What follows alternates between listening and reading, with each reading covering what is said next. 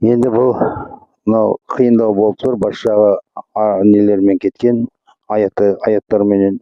Бұл қаракесек руы.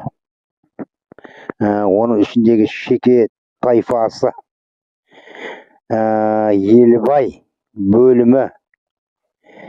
Енді мынарада әріптер желініп өшіп кеткен. Т-дан келеді. Тәті құл, таты баласы, таты ұғылы. Тәтіғұл ұғылы уфат болды дейді 50 жасында. 1909 жылды деп жазыпты. Өкінішке орай кейінгі жазулары көрінбейді.